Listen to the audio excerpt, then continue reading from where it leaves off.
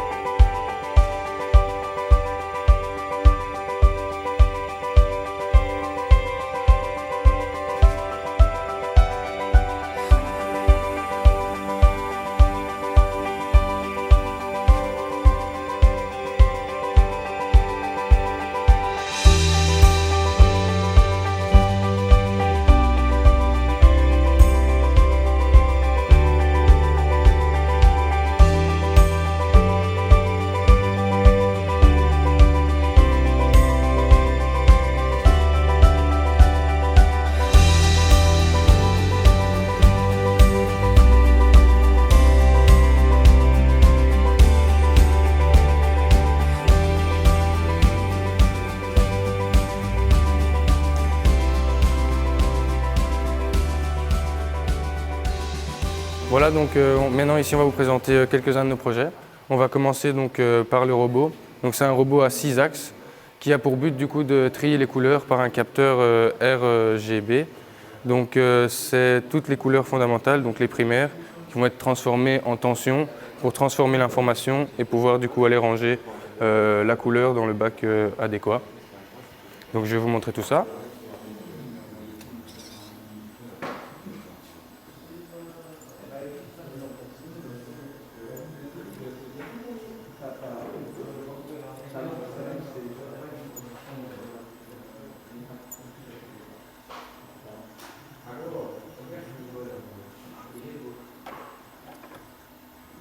Voilà.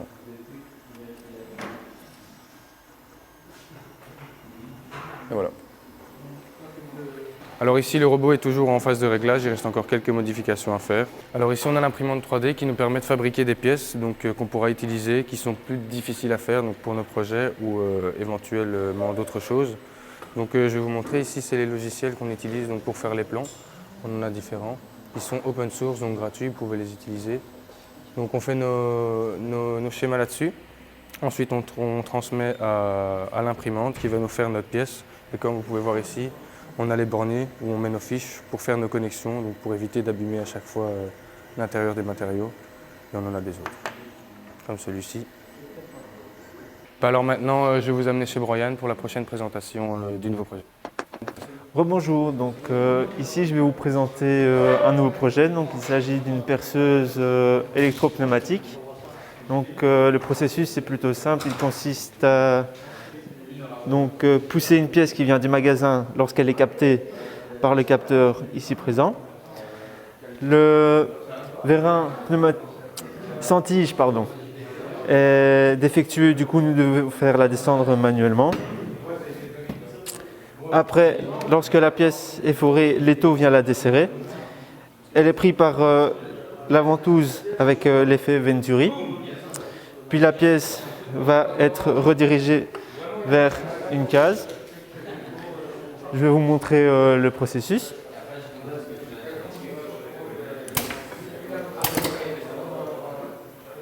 Donc, vu que le vérin est défectueux, je dois descendre manuellement.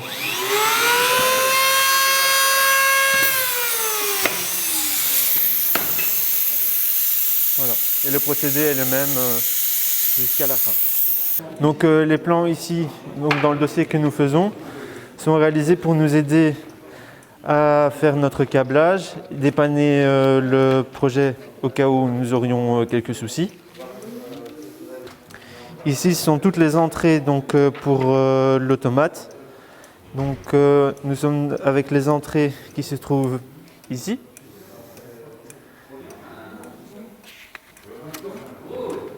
Les secondes entrées se trouvent ici.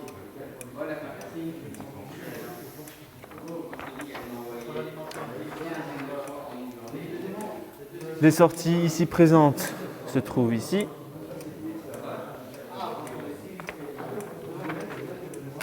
Et celle-ci, pour les lampes, se trouve ici.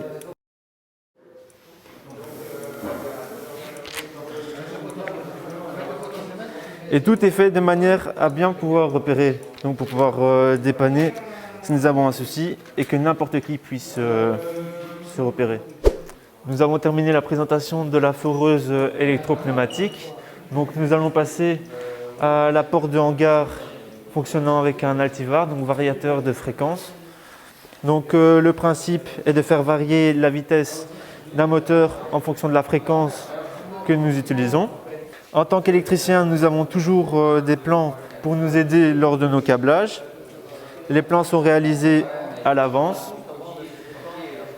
Comme ça, tout le monde peut intervenir sur l'installation en cas de panne.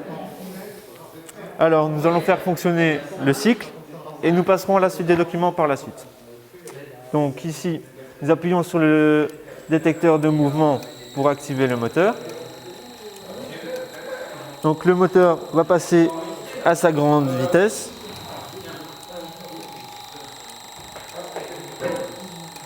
Une fois que le moteur va arriver au fin de course S3, la vitesse va diminuer. Puis le moteur va s'arrêter en arrivant sur S4. Et dans l'autre sens, mais ça dans l'autre sens c'est pour la fermeture. Voilà. Et du coup, nous avions bien notre témoin pour prévenir que la porte était en mouvement.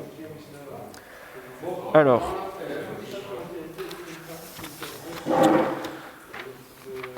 nous avons à nouveau des borniers qui sont bien repérés pour faciliter le câblage. Et ensuite, nous avons la documentation pour pouvoir intervenir dans la programmation de l'altivar, donc variateur de fréquence.